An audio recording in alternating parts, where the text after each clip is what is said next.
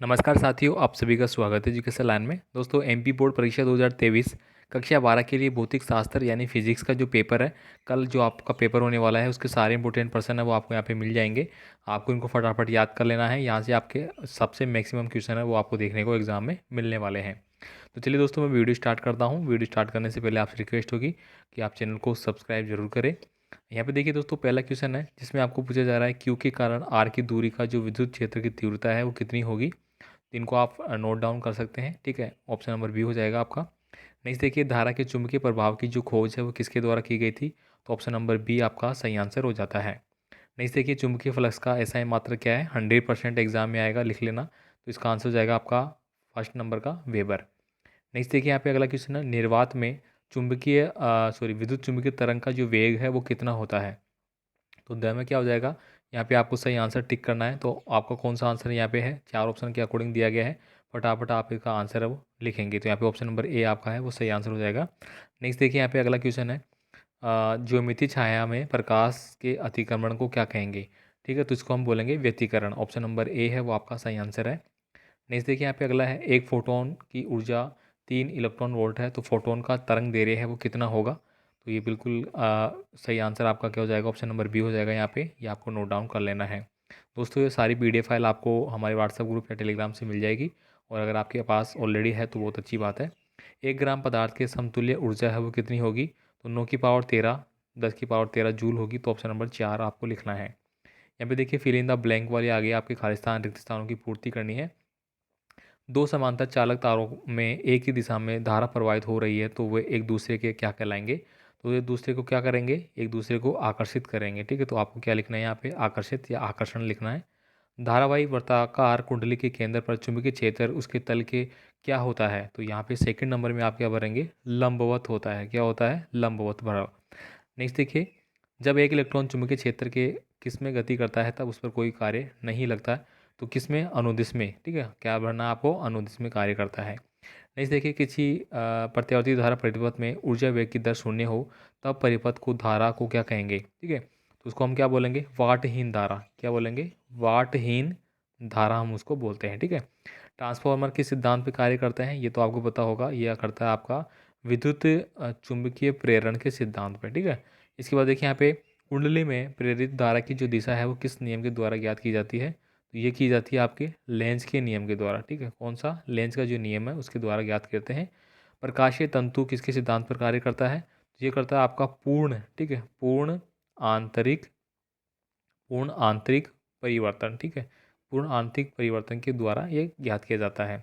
इसके बाद आप देखेंगे, यहाँ पे आपको मिलान करना है। ए और बी आपको दिए गए हैं। ठीक है, मैं आपको बता देता हूँ किसको कैसे मिलान करना है। फर्स्ट नंबर दिया गया है आपका। ठीक है, इसको आपको मिलान करना है। मैं डायरेक्ट मिलान करके आपको बता देता हूँ। फर्स्ट नंबर में आपको मिलान करना है ई से। ठीक है, ये आपका ई से मैच खा गया। बोर्ड त्रिज्या है। ठीक है, तो बोर्ड त्रिज्या है वो आपकी ये वाली हो जाएगी। फोटोन का संवेग है वो क्या हो जाएगा आपका, वो हो जाएगा आपका ये वाला। ठीक है, ये जो दिया गया है P = 1/λ।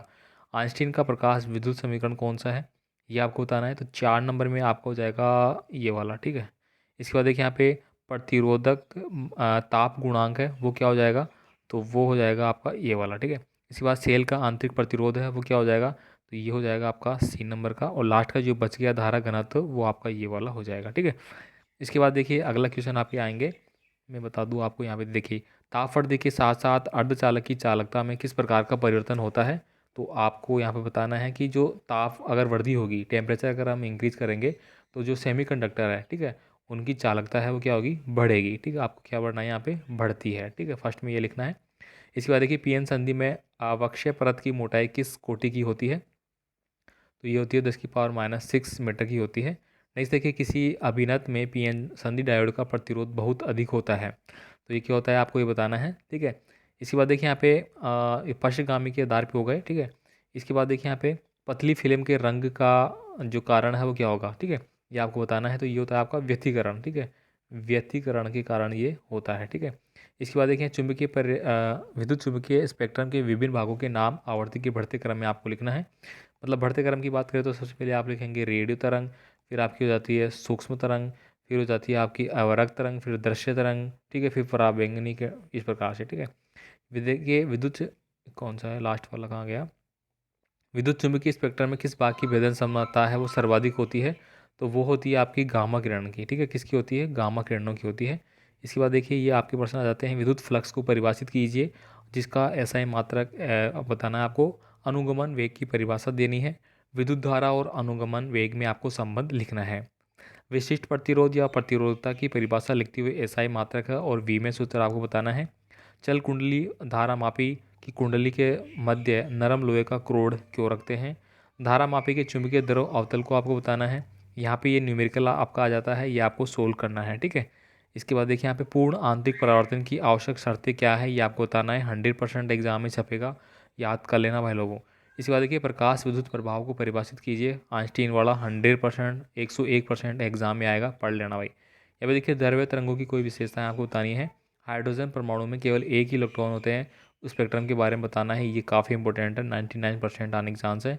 इसके बाद देखिए नाभिकीय विखंडन और संलयन। दोस्तों 100% क्या 1000% है, ये आपके एग्जाम में छप चुका है पेपर में, कल आपको देखने को मिल जाएगा। तो ये पर्सन दोस्तों आपको याद कर लेना है फटाफट। ठीक है, संधारित्र की बात करें, संधारित्र प्लेट किस प्रकार की होती है, धारिता वगैरह। ठीक है, आपकी प्लेट टाइप होती है, सिलेंडर टाइप होती है। ठीक है, ये सब आपको याद कर लेना है भाई। इसके बाद देखिए किसी विद्युत परिपथ के लिए किरचॉफ के नियम। किरचॉफ के दोस्तों जो भी नियम आपके वो आपको याद कर लेना है। 101% आपका आएगा, हर बार आ रहा है किरचॉफ के नियम का। ठीक है, जो बंद लूप का होता है वो। ठीक है, किरचॉफ के नियम के आधार पर वीट स्टोन सेतु का सिद्धांत है वो आपको बताना है। आपको बताया कि इस प्रकार से आपका वीट स्टोन सेतु है वो बनता है। ठीक है, इस प्रकार से आपका वीट स्टोन सेतु है वो बनेगा। डायग्राम वगैरह ये आपको देख लेना है भाई। ठीक है, तो ये आपको फटाफट याद कर लेना है। और भी पेपर आपको जल्द मिल जाएंगे, आप कमेंट कर देना और पेपर के लिए। धन्यवाद।